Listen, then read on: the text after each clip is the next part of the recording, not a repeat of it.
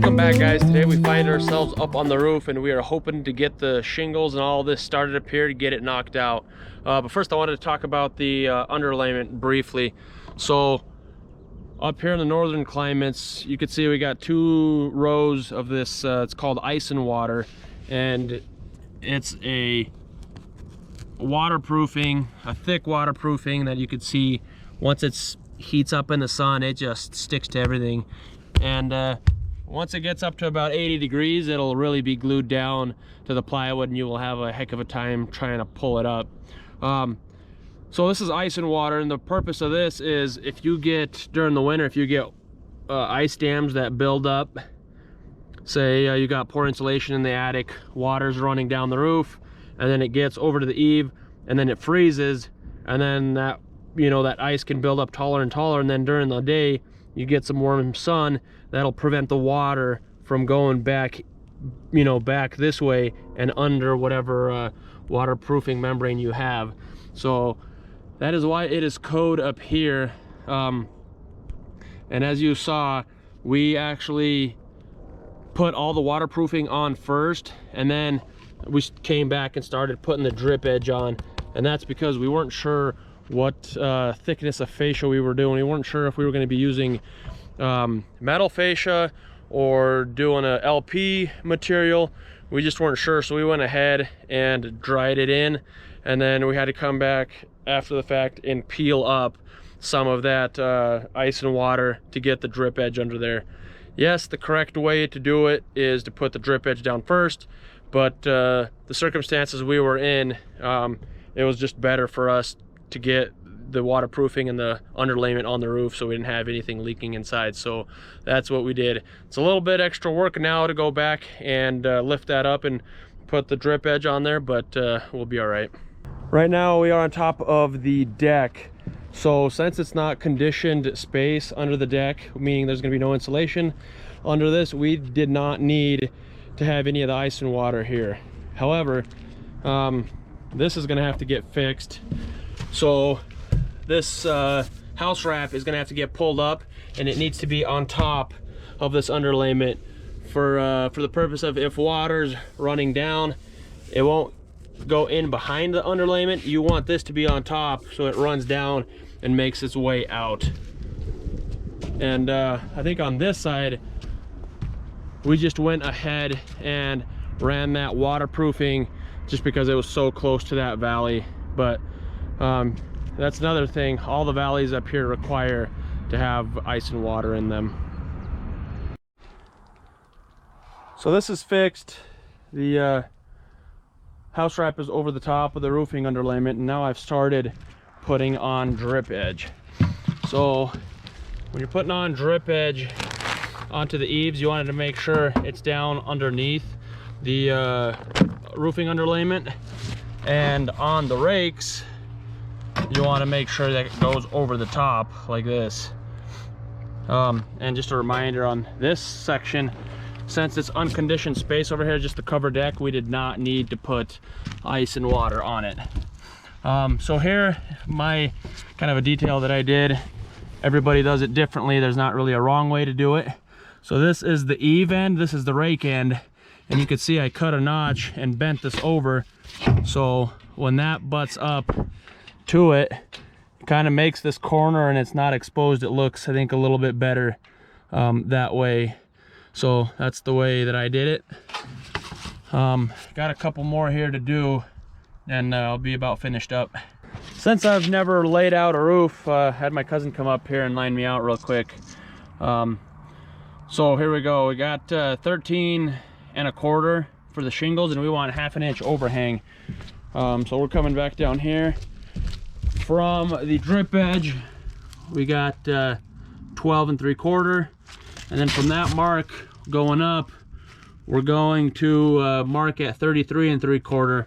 We're going to do that all the way up until we ran out of room, and then got a straight edge, basically just a scrap piece of drip edge to put up kind of on that plane, and then I rest my tape measure up against it and I come down and see where it lines out, and then I come over to this side, do the same thing, put my mark there, and then now I'm gonna work my way down, back down. And the purpose or the reason for that is if your roof is a little bit out of square, you don't want to just measure from the bottom drip edge going up on both sides, because if it is out of square, you'll be able to see the difference between the ridge cap and the shingle exposure. So it's easier to hide, you know, if you're a little bit long on one side down at the eaves where the gutter is going to cover it up. So that is why we are doing it that way. So I just need to work my way down, mark out my 33 3/4, and then I can chalk out these lines. Man, is it getting nice up here. So got my starter strip going all the way up, got a starter strip down there, and we've actually already started the first row of the shingles, and then we staggered the first row to the shingles. And then also we've started our step flashing, and since this is up a wall against the wall here, we got to do a kick out. So we got an inch or so that this is actually curved out, so if any water's running down here, it'll get curved out instead of getting water damage on that section of the wall there. So next I got to start cutting my courses, and I'm not sure if you guys have seen one of these before, but it's basically like one of those paper trimmers that you always wanted to use in grade school, but your teacher would never trust you to do it because she'd always think you're gonna hurt yourself. But it's basically just a massive shingle shear, and on here we got marked out where each one of the starters needs to be to have our stagger done correctly. So you cut basically you'll cut the shingles off of there, and then one full one, and that'll give you a full course from chalk line up to chalk line. So I'm gonna need 1, 2, 3, 4, 5, basically 6 and a little bit more of those to cut up with that shear there. So we'll see that in action here shortly.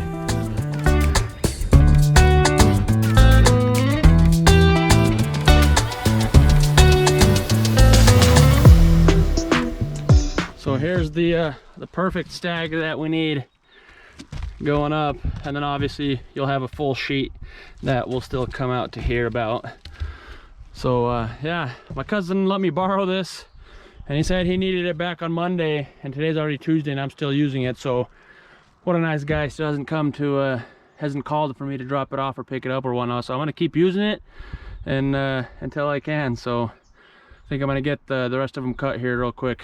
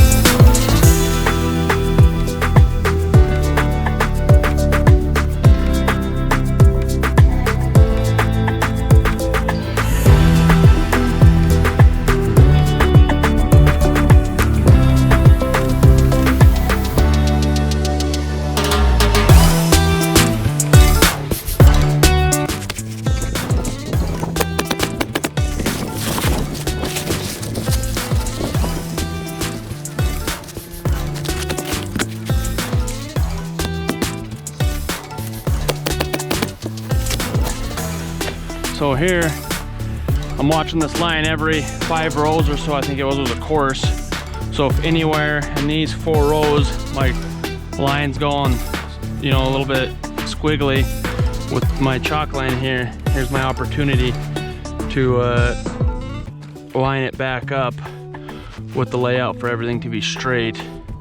I wouldn't recommend doing what I did and using a red chalk line on red paper. It is a lot harder to see than you would think, so do not recommend that.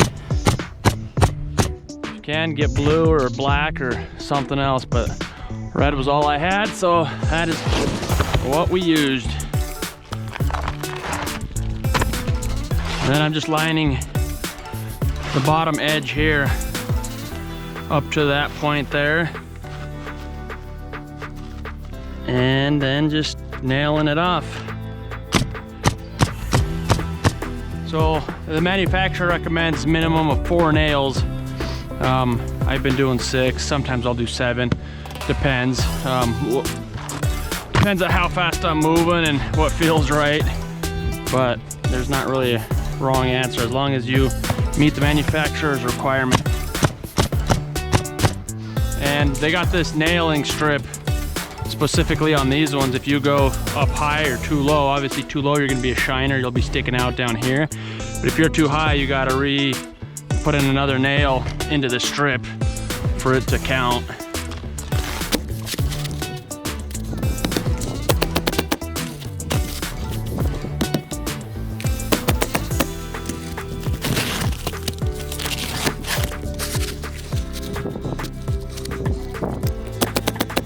Obviously, when you got somebody tossing shingles for you, it goes much quicker because you don't got to get up and get the shingle. They put it pretty much right in your hand. All right, so once again, we got our chalk line here. We are lining that up.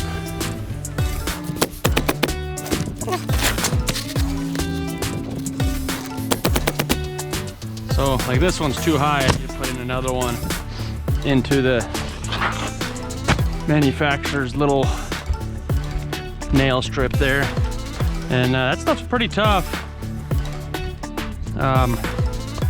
When you're cutting the shingle sometimes, oh, out of nails. Sometimes you get caught up on there.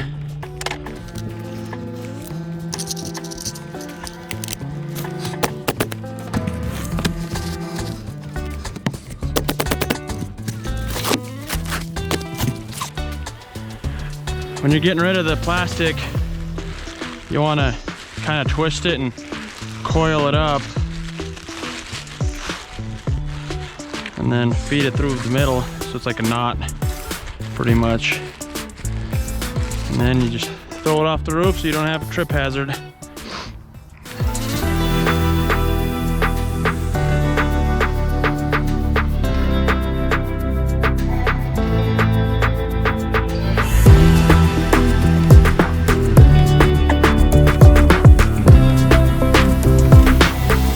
Guys, the roof is all finished up.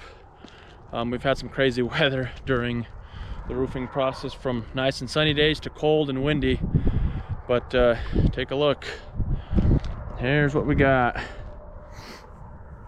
It's all done. The cap is on. Even got some bird poop on it already. Same thing on that corner. It's all done. I didn't get video of the ridge cap going on, but you just want to make sure if the wind, whichever way the wind is going, you lay these kind of like fish scales, so you lay them in the way the direction the wind is blowing, as opposed to so the wind's not blowing underneath and peeling these up. So our wind most often comes from this side, so we got them laid in that direction. The plumber didn't make it up here before us, so we never got the roof vents poked through for all the plumbing stuff. We did get our wind or sun tunnels for the bathroom and the laundry room in place during it, but we'll just have to come back later on and poke those few things through. Exhaust for the boiler, exhaust for the furnace, whatever else, the exhaust for the vent hood, whatever else we need. But yeah, this is all bundled up here. So just wanted to show you the end product. So next we're going to be moving on to the inside of the house. We're going to get working on the mechanical side of things, doing electrical, plumbing, HVAC, things of that nature. So stay tuned for that. Thanks for watching, guys. Have a good one.